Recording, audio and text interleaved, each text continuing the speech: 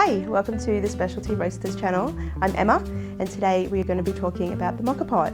So we are going to have a bit of a chat about the history of the Moka Pot, then we're going to do an unboxing and we're going to go through the different kinds of valves, so standard and pressure release valves, what else you might need, we're going to talk about parts of the Moka Pot, how it all works, the grind size for your beans, and then we're going to do a demo of traditional Italian style. The Moka Pot, it was created by Alfonso Bialetti in Italy. So coffee was drunk publicly, but it was in coffee houses which were really only accessible for men. Now, Alfonso, he was inspired by the local women doing their laundry, where soapy water would go up through the pipes and then be distributed over the clothes. That gave him a really good idea to be able to use that, but in a coffee machine. So in 1933, after much trial and error, the Moka Pot was created. So it was made out of aluminium and it was also an octagon, and we're going to talk about why that was so important a little bit later on. Now, thanks to the Moka Pot, coffee was now accessible within the home and women were able to use it as well. Now, because it was also durable, it was also used on the battlefield. So soldiers, they would take it out on the field, it would remind them of home. Now, if it can be used on the battlefield, it can be used anywhere. Now, after the war, there were a lot of competitors that came into the market. So to be able to distinguish his brand from all the others, he created a little logo, which is of a dear old family member who it looks like, he's got his hand up and it looks like he's in a coffee house asking for his coffee. Now, many, many years later, the Moka Pot is an Italian icon and it is now in 90% of Italian homes. So when choosing your Moka Pot, there's 3 criteria you need to consider: the material, the serving size, and also the pressure, so whether you want crema or no crema. So first off, the material. So here we've got a couple of different examples. We've got a stainless steel Moka Pot and we've got an aluminium one. Now, our stainless steel one, it can be used on any stovetop and it can also be washed in the dishwasher. The aluminium one over here, that one you can only wash with water, but it does create a bit of a flavour profile over time, which will help develop the flavour of your coffee. And it's also a little bit more nostalgic as well. So next up is serving size. On the box here in the cup, you'll be able to see a number. So this one here's got a number 4, which means that it's going to create 4 servings of espresso. The number down the bottom is how much water is going to be needed in the pot to be able to make those 4 servings. Now, Italian coffee, it's not precise, it's a little bit more romantic, so don't worry too much about the numbers. Now I'm going to unbox one for you so you can see what's inside. So first up, we've got the instructions. Please have a read through of this before you do start using your pot. And now we're going to check it out.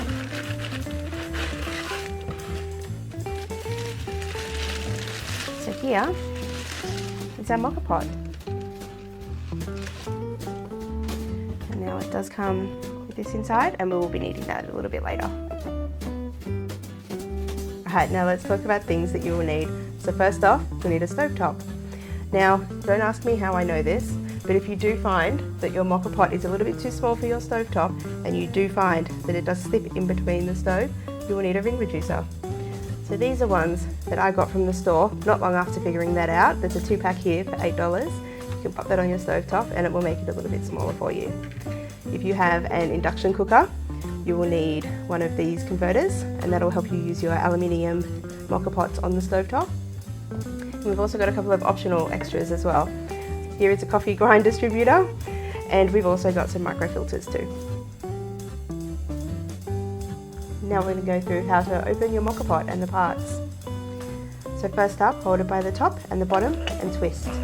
Now this is where the octagonal shape comes in handy, because it means that you can get a really good hold of the pot. You can even open it when you've got wet hands. So when you open it, this is what you'll see. There's 3 components. We've got the top chamber here, which is where your brewed espresso goes. We've got the funnel here for your coffee grinds, and we've got the bottom chamber here, which is for water. On the side of your bottom chamber, you'll see a safety valve here, which you want to make sure that it's moving.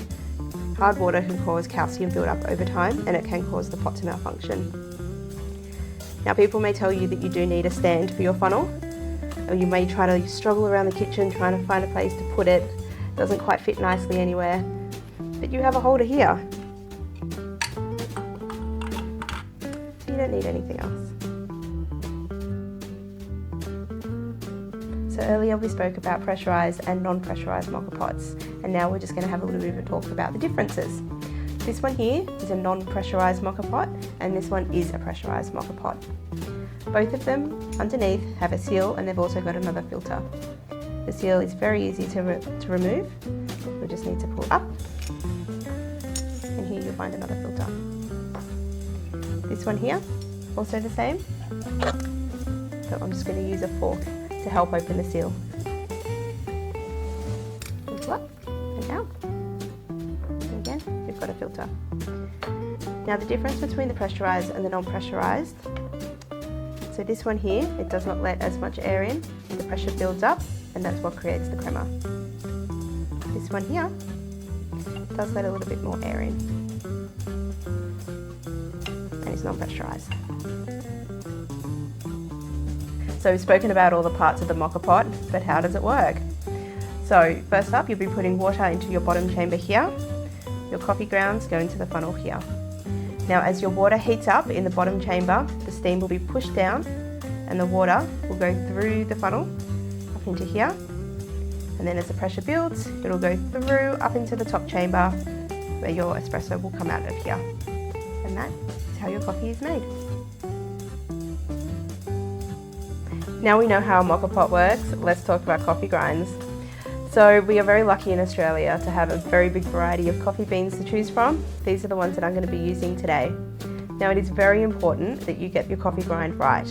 If it comes out too fast and it's too coarse, it's going to be under extracted, not so great.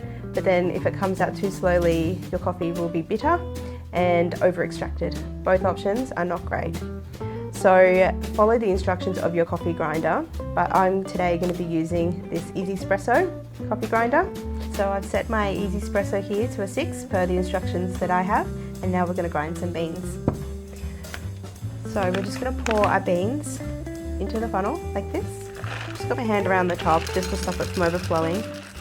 We're also not measuring here today, we're just going the Italian way. We're just pouring visually. So here, I filled it a little bit over the top. And I'm just going to pour it into the grinder now.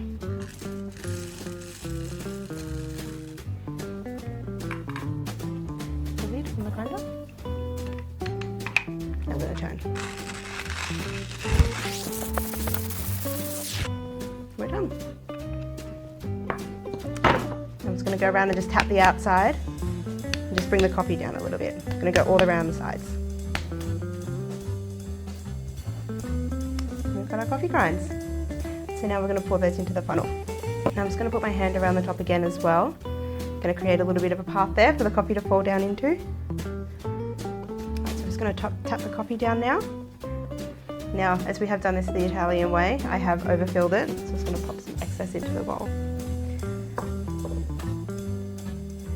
So we want it to go right to the top. I'm also just going to use this here as well, just to mix up this a little bit. Make sure that you're cleaning around the top as well, and keep that clean, because then it does keep a good seal on the top of the moka pot. We're done. So now this one's done, we're now going to move on to our other pot, and I'm going to show you how to go through that. All the steps are exactly the same though.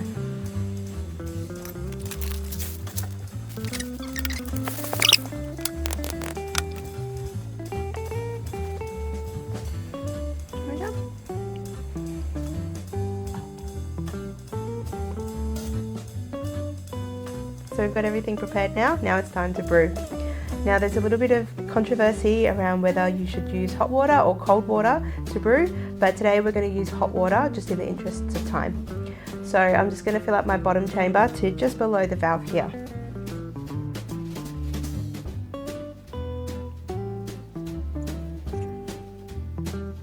Okay, now we're going to assemble our pot. So we'll put the funnel back on the top here. I'm going to put the lid back on.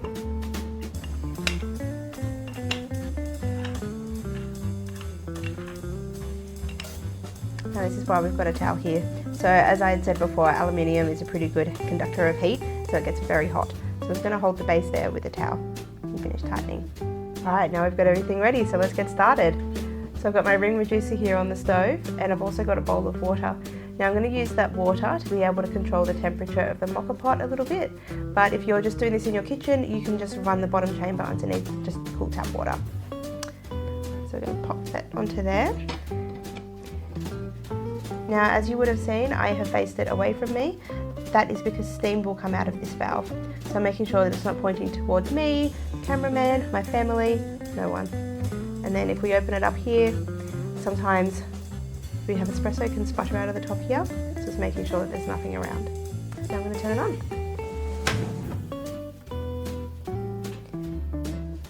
Now I do want it to be powerful enough to be able to boil the water, but not too hot that it'll burn the handle.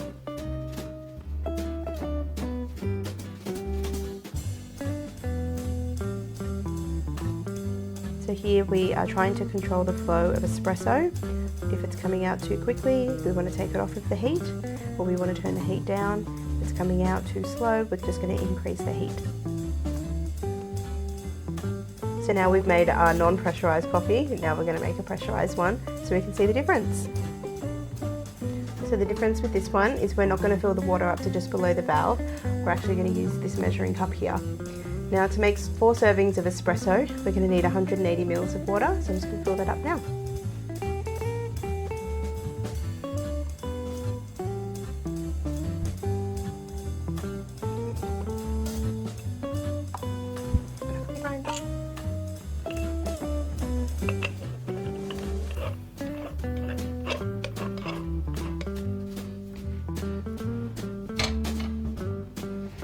Again, just making sure the valve is not facing me. I'm going to turn the heat on.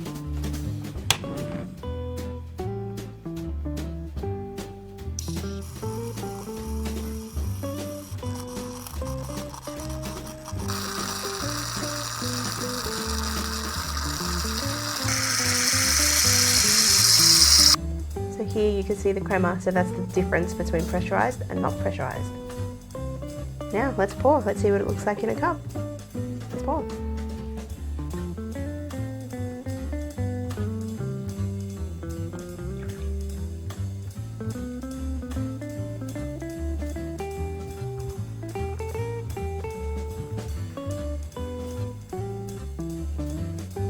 So now we can add a little bit of water, or we can add milk. So to this one, just going to add a little bit of water.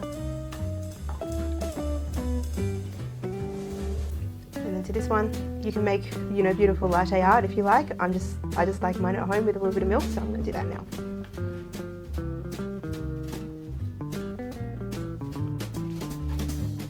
And there you go. It's good. It's good. And we're done. So thank you so much for joining me on this journey. I hope you enjoyed our little description of how to make a coffee using the Moka Pot. We've tried to keep it quite relaxed and easygoing, kind of how the spirit of the coffee really should be made. So I have my coffee quite strong with a little bit of milk, which is what I really enjoy. That's what I love about these. You can be a little bit flexible with how you make it to your taste. So please leave a comment below on how you like your coffee, or even which Moka Pot you like. My particular favourite is the green. Thank you.